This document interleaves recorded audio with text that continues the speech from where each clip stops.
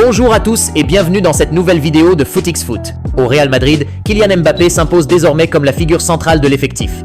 Cet été, le club a confirmé son statut en lui attribuant le prestigieux numéro 10 et en lui confiant, sauf changement, la responsabilité de tirer les pénaltys lors de la prochaine saison. Sur le terrain, l'international français est clairement considéré comme le meneur de l'équipe. De son côté, Vinicius Junior ne bénéficie pas des mêmes privilèges, notamment sur le plan salarial, le club refusant toujours de lui accorder une rémunération équivalente à celle de Mbappé. Cette différence de traitement susciterait une certaine irritation chez l'attaquant brésilien, actuellement en discussion pour prolonger son contrat. Pour autant, Kylian Mbappé est conscient qu'il ne peut pas se contenter de ses acquis et devra élever son niveau de jeu.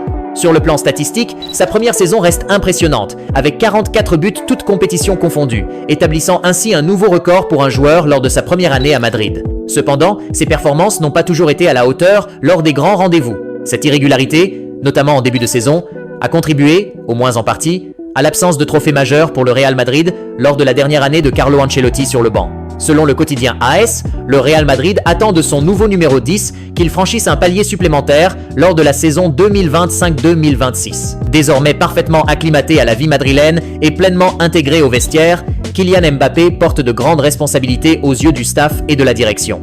Le Real Madrid a mis tous ses œufs dans le même panier, celui de Kylian Mbappé, souligne le média proche du club. L'objectif est clair, voir l'attaquant français se montrer encore plus performant que lors de l'exercice précédent. Le média ajoute que le système mis en place par Xabi Alonso, qui devrait s'appuyer sur seulement 2 attaquants au lieu de 3 sous l'ère Carlo Ancelotti, conférera à Kylian Mbappé un rôle offensif encore plus central. Tout laisse à penser que l'international français devra améliorer encore ses statistiques. Conscient des attentes, le numéro 10 madrilène sait qu'avec un rôle aussi prépondérant vient une part importante de responsabilité. Le Paris Saint-Germain a donné le coup d'envoi de son mercato. Ce week-end, le club de la capitale a officialisé la signature de Lucas Chevalier, nouveau gardien de l'équipe, alors que l'avenir de Gianluigi Donnarumma, titulaire jusqu'ici, reste incertain. Parallèlement, et comme révélé en exclusivité par nos informations, un accord a été conclu avec Bournemouth pour le transfert du défenseur ukrainien Ilya Zabarny. L'opération devrait avoisiner 63 millions d'euros, assortie de bonus supplémentaires. Côté départ, le calme reste de mise.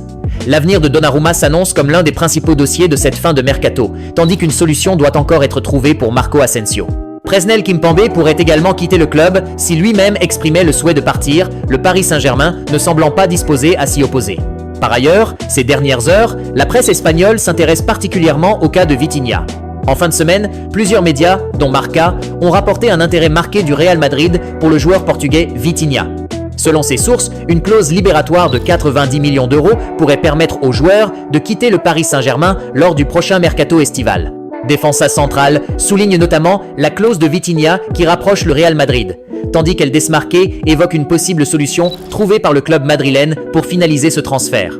Ainsi, Vitinha s'impose comme le principal sujet de discussion dans la presse espagnole ce week-end, alimentant déjà les spéculations autour de son éventuelle arrivée. Qu'en est-il réellement ? En premier lieu, il faut rappeler que les clauses libératoires ne sont pas reconnues en France, même si certaines peuvent exister sous forme d'accords privés, une pratique toutefois rare au Paris Saint-Germain. Par ailleurs, les relations entre les deux clubs sont actuellement tendues, rendant peu probable une négociation directe entre Nasser Al-Khelaifi et Florentino Pérez pour un transfert. Enfin, il convient de souligner que le joueur lui-même ne semble pas, à ce jour, manifester le désir de quitter Paris.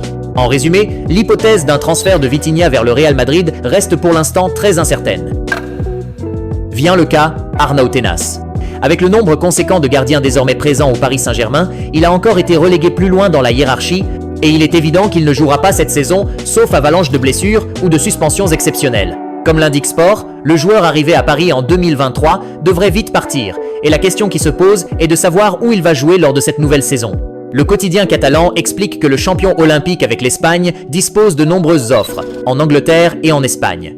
Le Celta Vigo ferait partie des clubs intéressés, alors que le Paris Saint-Germain ne devrait pas se montrer spécialement gourmand et simplement réclamer quelques petits millions d'euros à ses prétendants.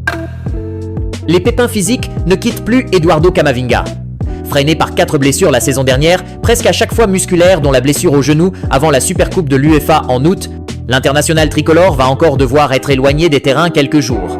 Comme le révèle The Athletic, le milieu de terrain madrilène souffre d'une blessure à la cheville subie à l'entraînement ces derniers jours. Il a dû renoncer aux dernières séances et devrait même manquer le début du championnat, sachant que le Real Madrid affrontera Osasuna lors de la première journée de Liga, dans 9 jours. Suite aux examens effectués aujourd'hui sur notre joueur Eduardo Camavinga par les services médicaux du Real Madrid, une entorse à la cheville droite a été diagnostiquée. Les résultats sont en attente, indique le communiqué madrilène. Certains médias espagnols parlent d'une dizaine de jours d'absence.